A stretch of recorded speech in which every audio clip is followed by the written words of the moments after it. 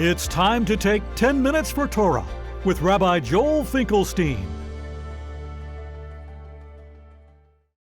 Welcome to our discussion of Chanukah, the war and the miracle. We know that very often we have sparring interpretations of what Chanukah is all about. Is it about the military victory, or is it about the miracle of the oil?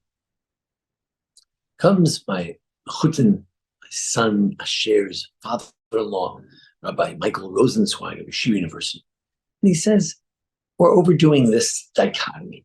Actually, they can be overlapping and intertwined.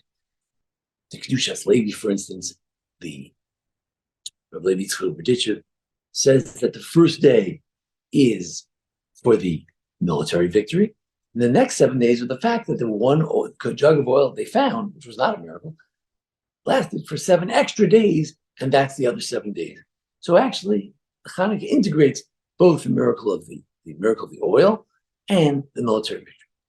Or one could say, says Rabbi Rosenzweig, that the fact that they had the miracle of the oil shows us that the military victory was approved by God, was as a spiritual victory. It wasn't just that we won a war, God approved of it. The menorah lasted for 8 days. The Sfas Emes really adds to this when he says that well, let's look at the Al Nisim, the prayer we say on Chanukah. As soon as the war was over, they went into the temple, they went into the sanctuary, they cleaned it out, they purified it, and they lit the candles. In other words, says Sfas Emes, the whole goal of the war is intertwined with the goal of the war. The goal of the war is to rebuild the Beis HaMikdash, to purify the Beis HaMikdash. It was all about the Beis HaMikdash. It's not, there was a war and then there was a dedication. No, the war was in order that they should be able to dedicate the Beis HaMikdash. It showed that the whole point of their victory was not so the Jews are in charge, the Jews have sovereignty. Who cares?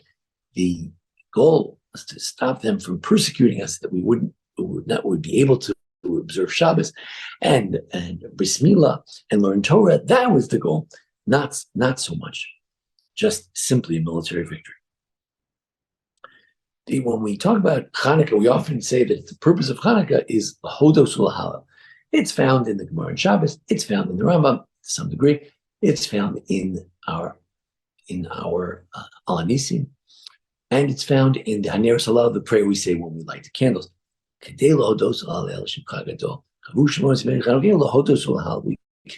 days were established for Hallel and Hodah. And the question is, what's the difference between Hallel and Hodah? Hallel is praise, and Hodah is thanks.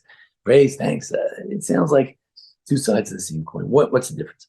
So this Sfas Emes, again, to the rescue. He says, well, Hodah is thanks. That's for the cherus. That's for the freedom, which we can interpret to mean for the war. And the Hallel, that's for the candles, for the miracle, the special miracles. The Chidushei HaRim says that these two elements of Chanukah, Hodos, Hallel, thanksgiving, and praise, correspond to Yosef and Yehuda. What's Yosef? Yosef is always good, even when he's going down a caravan to Egypt, he's got the spices with him. Even as he's thrown into jail, he's in charge of the jail. Wherever he is, he's successful. Yosef is steady, Freddy. But Yehuda, Yehuda has periods of depression, and he goes down, and then he comes up. And when you go down and then you come back up, it's like the psalm we say on Chanukah, because God lifted me up. You have to be down. When you're down, God lifts you up. It's very exciting. So that's a Yehuda.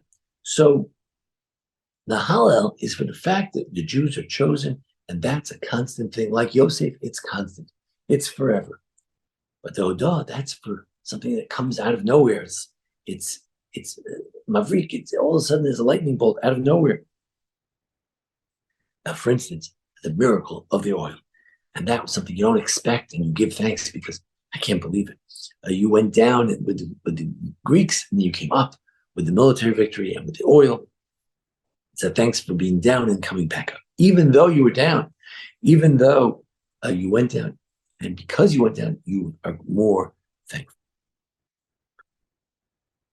Elsewhere, the Sfat says that these two elements correspond to two phrases in two words in Psalm 65, Samachay in Tehillim. There it says, Ashrei tivchar v'tikrav shchom chatzirecha. Happy is someone who chooses or is chosen, and that you bring him close to the courtyards of God.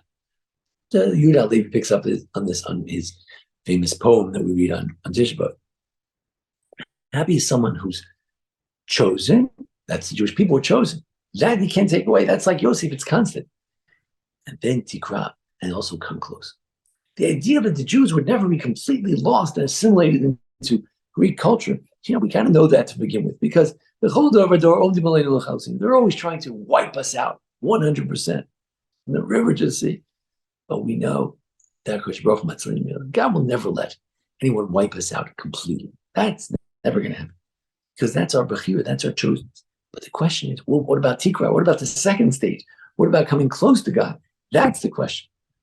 So Chanukah, to just celebrate that we defeated the Greeks, okay, whoop-de-doo.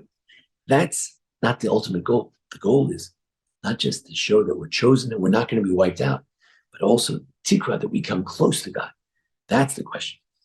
The notion that we long to be a holy nation. We long for the miracle. We long to see the divine hand. We long to be that people that Yechezkel says, one day people will say, oh, Jerusalem, Hashem Shama, that's where the Jews are.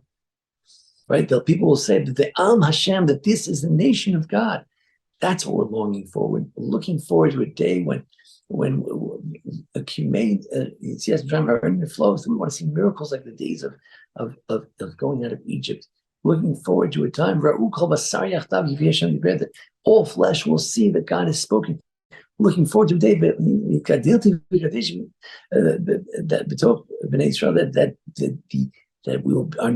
God's name will be made great among all the nations of the world, as it says in Yechezkel.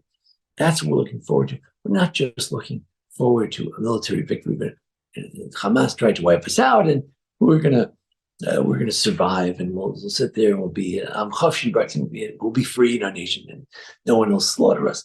That's not our greatest goal. Our goal is to be a light unto the nations, to bring better farming to places throughout the world, to show people how you could have a multicultural society and respect others, to show how we could have a country in which so many people are studying Torah, and you can still have a strong country, to show you can have a country dedicated to its past, devoted to its past, and yet marching into the future. And you can have a country where people come from persecuted backgrounds, and they can move forward. They don't need to live forever on resentments and anger. This is what we're looking forward to. This is what we're dreaming of. This is our ultimate hayim k'cholmim. This is our dream that we're dreaming as we return to Zion, as we hope to restore Zion to where it's supposed to be. Let's hope that we can reach not only Tivchar, not only that we should continue to be chosen and saved from annihilation, but also Tikrav, that we should be able to continue, as the Jews did in the days of the Maccabees. They came closer to God. They were able to enter that holy sanctuary and light the candles. Let's hope that in our day as well, we can come close to God and see a sign from God. I mean, Odli Yeshua, we ask God to send us a sign for redemption. Odli Yeshua, a sign for salvation. And that's our hope. That's our prayer.